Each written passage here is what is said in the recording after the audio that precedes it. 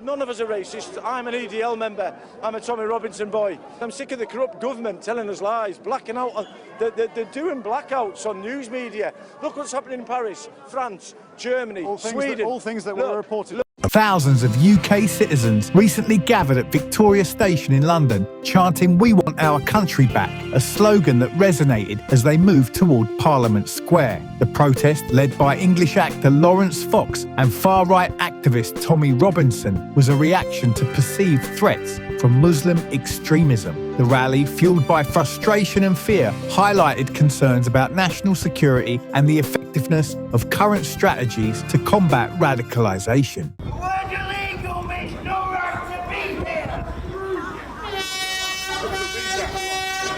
Protest in a holiday coastal town out of season this weekend. Far-right nationalists descended on the Lincolnshire town of Skegness to exploit local unease about hotels housing asylum seekers. A Home Office policy that has caused friction with locals who feel that their concerns are being ignored. At Saturday's march, some locals were among the 200 to 300 people who marched through Skegness to stage a rally in a local park, under the watchful eye of the police. But it was clear that some in the crowd didn't appreciate our presence. Oh, let me two streets where you know. Don't take us for fools! We know they are not refugees. They are illegal immigrants. The march was attended by far-right groups from outside Skegness. One of those was Patriotic Alternative, a small group led by a former leading activist in the British National Party. And the group made leading speeches at the event. At this time of year, not a lot should be going on in the coastal resort of Skegness. Facing the North Sea, this seaside town is famously bracing, even more so in late February. But Skegness is one of a number of towns and cities, including holiday resorts, that the Home Office is using to house asylum seekers. There are around 220 asylum seekers housed in the town of 22,000.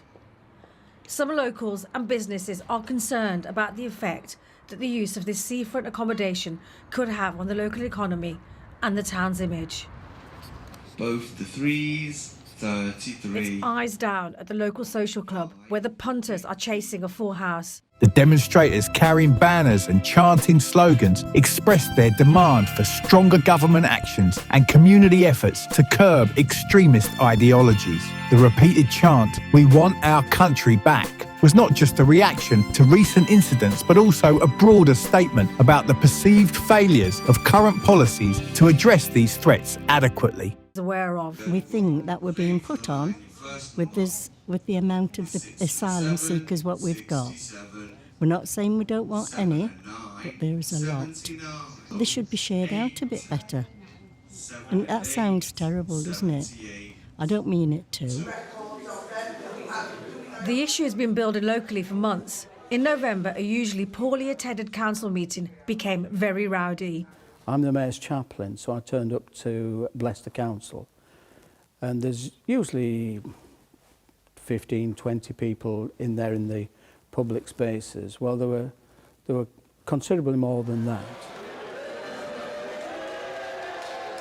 And it very quickly degenerated into people just shouting and bawling and being quite unpleasant. So the meeting was abandoned and the mayor and the town clerk and the councillors left. But the majority of people at that meeting, I would say, were not local. I know a lot of the local people, and there were accents and people there I'd never seen before. At the local Anglican church, St Matthew's, churchgoers are celebrating the beginning of Lent, but it seems everyone in the town is aware of the asylum controversy.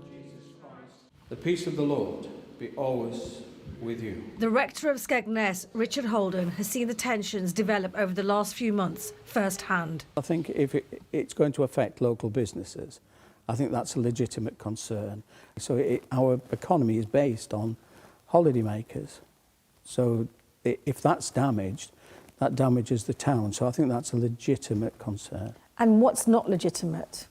I think it's not legitimate to say that they're coming and they're standing outside the school gates, that they are going into the local nightclub. The UK has long been grappling with the issue of Muslim radicalism, which has become a significant topic of discussion across communities. These concerns are rooted in historical and contemporary contexts. Muslim immigrants from former British colonies like Pakistan, India and Bangladesh brought diverse Islamic traditions and schools of thought to the UK. They often settled in urban areas, facing challenges like integration, discrimination and socio-economic marginalisation. And being a nuisance or that they're unpleasant to anybody.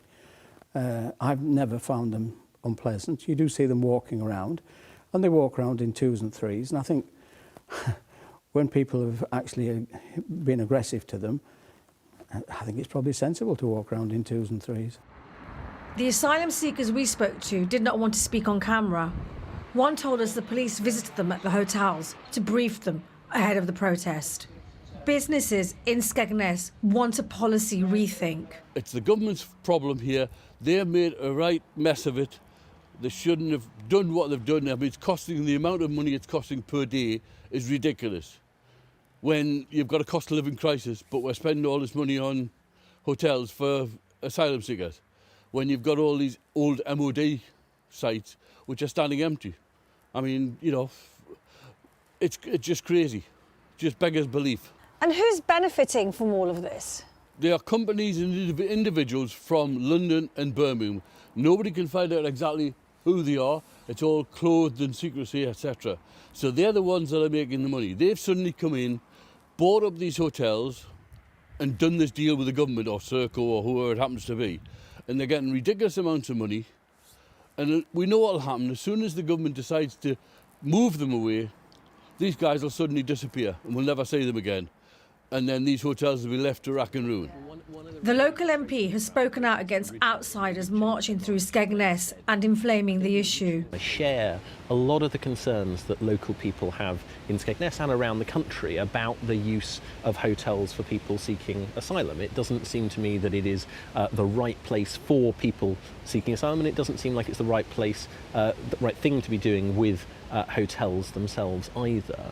But that's not the same thing as saying people with those concerns. During the period of significant Muslim immigration, political Islamist groups began to rise, some influenced by ideologies from the Muslim Brotherhood and similar movements. These groups initially focused on political activism rather than violent extremism. However, recent years have seen the emergence of more radical ideologies within British society, making the UK a focal point for radical preachers. In response to growing concerns about radicalisation, the UK introduced the PREVENT strategy. This strategy aims to stop individuals from becoming radicalised and joining extremist groups. However, PREVENT has been controversial, with some communities criticising it for allegedly targeting Muslims unfairly.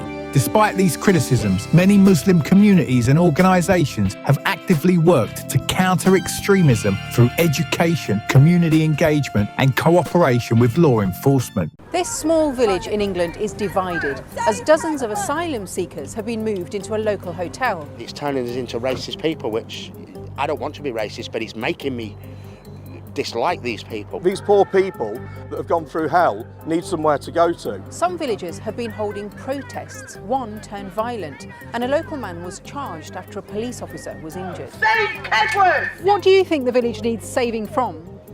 Just 250 strangers that we don't know anything about.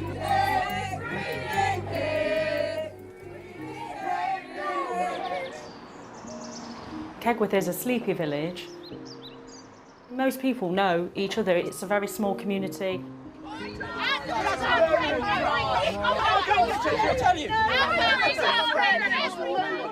Kedworth is great, so it's a really nice community spirit. From sleepy to strife, a community in conflict. Get out! Cheeky! This village on the edge of Leicestershire, population 3,500, has found itself bitterly divided over the arrival of around 100 new residents. They've been dropped in a village where there's literally nothing to do. Things have changed completely, and it has caused a divide in the village. The guys have come from war-torn countries. They want to feel safe and welcomed and contribute to the community. This is what caused the clashes. There aren't many facilities in Kegworth, but the U Lodge was one of them. It's a family-run hotel with a gym, a pool and a popular restaurant. But last month, without much notice, all bookings were suddenly cancelled and all the signs to the hotel were covered over because the owner had signed an exclusive contract with the Home Office to use the hotel for asylum seekers. Big problem! And its local communities feeling the fallout. This is Operation U Lodge, a campaign group that's been holding regular demos. People are just scared to walk the streets now. What are you scared of? Well, we don't know because we don't know anything about these people. They're marching to the home of the man who owns the hotel. He's a local businessman. He's well known locally because he's owned that hotel for 25 years and is friends with some of the residents. The owner, Jeremy Pick, hasn't responded to our request for an interview. The villagers say he's refused to answer their concerns. But as they shout their slogans, some passers-by start arguing with them because they say they don't support their protest. It's this populist politics that we've got now, that's what worries me. Everyone's polarised. Nobody talks to each other anymore. And it's Donald Trump politics, isn't it?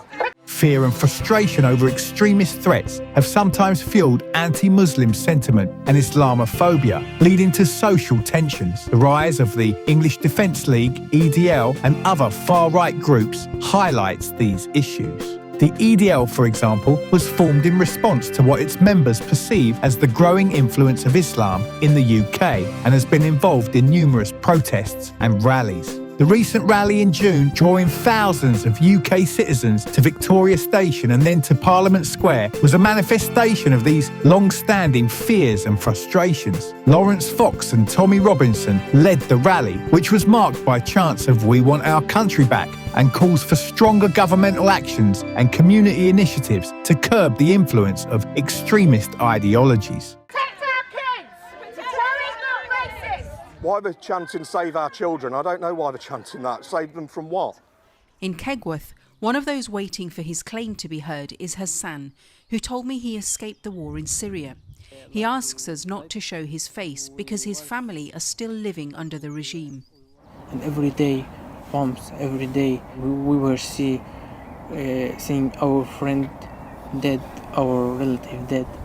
Some people think that you get lots of money, you get benefits. I don't think Syrian come here to get money.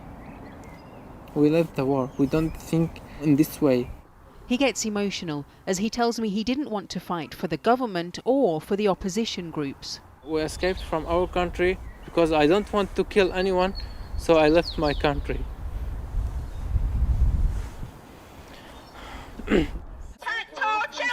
But every week, outside his temporary new home, there have been rowdy rallies.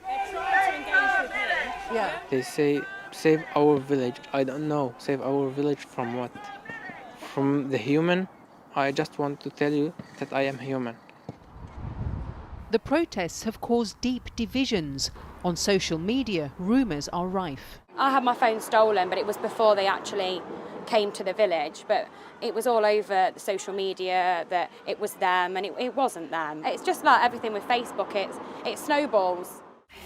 What shoe size do you wear? 40. 40? Oh, what's that in English? On the other side of the divide, Operation Open Arms Kegworth, residents who have set up a group to welcome their new neighbours. I'm learning about their culture, I'm learning different languages, I see their families sometimes virtually or photos, and they've met my baby, and yeah, it's changed my life a lot. It makes you realise how lucky you are. There are some people who are very hostile to the guys being here. How do you deal with that? You know, you've been labelled lefties and do-gooders.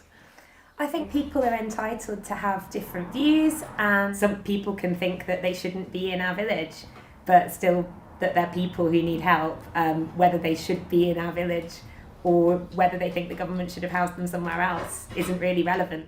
More than 50,000 asylum seekers are stuck in hotels. The Home Office says the system is under incredible strain.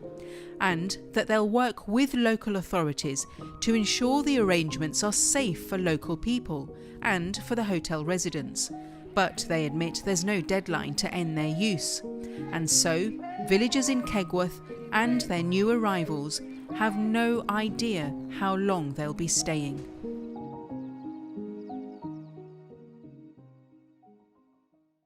Many participants voiced their concerns about the safety of their communities and the need for a more robust approach to prevent radicalisation, particularly among young people. Organisers emphasised that the rally was not an indictment of the entire Muslim community, but a call to address the specific issue of extremism that poses a threat to national security. This distinction was crucial to understanding the rally's motivations and the message the participants aimed to convey. The event drew a diverse crowd, including victims of past attacks, community leaders and ordinary citizens who shared a common goal of ensuring a safe and secure environment for all. Personal testimonies from people like Tommy Robinson added a deeply personal dimension to the rally. Robinson criticised the police for their handling of cases related to extremism and exploitation. He recounted his experience in 2012 when the police refused to take DNA evidence from his son, dismissing the case as a missing person report, which he later found to be false. The people of Britain have been unbelievably generous towards illegal immigrants. We pay millions in tax for them every single day. We've given up local hotels, local housing, our public safety in some cases. We've bent over backwards for them. The people of Wethersfield know this only too well. Their town has been turned into essentially a detention centre. They took the government to court over this. They did lose. Anyway, GB News can exclusively reveal that today some of those illegal migrants decided to conduct a protest outside, blocking roads and causing chaos.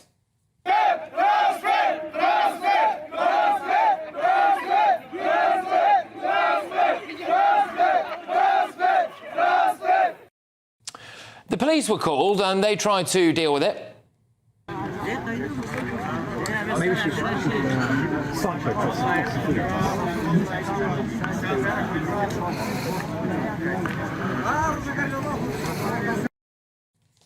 Yeah, it's concerning stuff, isn't it? Well, hopefully very shortly I'm going to be talking to a Wethersfield resident by the name of Dave Price, who is with us, actually. Dave, look, thank you very much for joining us here on Patrick Christie's Tonight. Can you shed a bit more light for us, please, on what was going on there? Yeah, apparently it was about 70 of them came out, and the major complaint they've got is the fact that nothing seems to be happening in terms of the processing. Some of them have been there since the camp was opened, and that seemed to be their main gripe. They had hoped there was somebody from the Home Office was there, and they were just wanting them to come out and just say a few words. But the Home Office person decided to stay in, so the road stayed blocked. And then even more police were called. And I think there's about 20 police were up there, and that's when they decided to go back into the base. At Parliament Square, the crowd gathered to watch Tommy Robinson's documentary Lawfare, which critiques what he views as an uneven policing system. The screening sparked discussions on law enforcement methods and societal fairness. The atmosphere was charged with energy as loud, hard rock music played, resonating with the crowd through powerful lyrics such as "I Want My Country Back." The rally, adorned with Union Jack flags, also saw addresses from notable figures like YouTuber Kay Benjamin, who spoke about his controversial interview with former Prime Minister Liz Truss and the challenges he faced as a result. On social media, people from various countries expressed their support for the British, asserting that they deserve to reclaim their country and oppose the Islamic transformation of society. Some argued that all European nations need to protect their homelands from what they described as a mass invasion. The Metropolitan Police released a statement detailing their observations of the rally, noting the presence of individuals with a history of involvement in violent incidents and associations with factions across London and the UK. The police also noted the presence of individuals previously involved in anti-lockdown protests and related disturbances. Total farce, this is. Yeah, look, what's it like now living alongside this facility in your area? I know that we've spoken previously as there were plans to do this and then when there were appeals against it, but we are where we are now, and currently where we are is people sitting outside of that base causing a massive scene, isn't it? Yeah, I suppose I will give credit where credit is due. They've not been coming down the village. There's been no problem at all. But that doesn't take away from the fact, the government have spent about £40 million plus on this facility. At £5 million, when they first came up with the idea, it was close to break even. So they've wasted £40 million plus on this, and there's no progress made at all in terms of processing them. So it's just it's what a total waste of money. And also as well, I'll be quite honest with you, up there it is so isolated. I wouldn't put my dog up there, if you know what I mean. So I suppose the concern for you really is that this could get even more volatile, I suppose, going forward. They are obviously very angry and very frustrated. We've got a general election on at the moment, and then we'll see what happens after that. Let's be honest, it doesn't look like their claims are going to be processed anytime soon. I suppose that might be a concern for the local residents. Well, I guess so. And I think some of the residents are concerned that if the Rwanda flights ever take off, and they get to know that, are they going to start thinking about stirring things up? Who knows? But I think the main thing is it's the wrong place to put them, and it's cost taxpayers, like I say, at least £49 million. We can't get hold of how much health is spending on it. We can't get hold on how much the police are spending on it. Commander Lutero emphasised ongoing discussions with protest organisers ahead of the event. Our priority, he stated, is to enable peaceful protests, ensuring safety for participants in both the march and counter-protest. This commitment highlights the importance of maintaining order while protecting the well-being of all involved. A Metropolitan Police spokesperson reiterated, all Londoners have a right to feel and be safe in their city, and we will take a zero-tolerance approach to any racially or religiously motivated hate crime we become aware of. This rally serves as a reminder that many individuals in Britain are deeply committed to protecting their nation from potential risks, including concerns over Islamist influence. Engaging in transparent discussions and cooperative initiatives is essential to addressing these apprehensions while upholding democratic principles and respecting the rights of every individual. As this dialogue continues to unfold, the rallying cry against Muslim extremism reflects the UK's commitment to security and social cohesion. Balancing vigilance with respect for diversity remains a significant challenge. Moving forward, it will be crucial for policymakers, community leaders and citizens alike to navigate these waters with sensitivity and clarity, ensuring a safe and inclusive society for all. This endeavour requires ongoing dialogue, community engagement and the development of policies that address the root cause of extremism without alienating any segment of the population. Promoting education and awareness is equally important, fostering a deeper understanding of the UK's diverse Muslim communities. The rally in London, with thousands of UK citizens chanting, "We want our country back," was a significant event that highlighted the concerns and frustrations of many people. While it aimed to address the specific issue of Muslim extremism, it also brought to light the broader challenges of balancing security and inclusivity in a diverse society. The event underscored the need for ongoing dialogue, education and community engagement to create a safe and inclusive environment for everyone. In the aftermath of the rally, the public discourse continues to evolve. There is a growing recognition of the need to address the root causes of extremism through comprehensive strategies that include social integration, economic opportunities, and community cohesion. It is also clear that fostering mutual understanding and respect among different cultural and religious groups is vital for long-term peace and security. As the UK navigates these complex issues, the role of the government, law enforcement and civil society will be crucial. The Prevent Strategy and other counter-terrorism measures will likely continue to be debated and refined. Ensuring that these strategies are effective, fair and inclusive will be a key challenge. The rally also highlighted the importance of community-led initiatives in countering extremism. Many Muslim organisations and leaders have been at the forefront of efforts to prevent radicalisation, often working closely with local authorities and law enforcement. These efforts include educational programmes, youth engagement and interfaith dialogues that promote peace and understanding. Moreover, the media's role in shaping public perception and discourse about extremism and national security cannot be overlooked. Responsible reporting that avoids sensationalism and fosters informed debate is essential in building a cohesive and resilient society. Let me know your thoughts in the comments below. For more content like this, be sure to subscribe to the channel.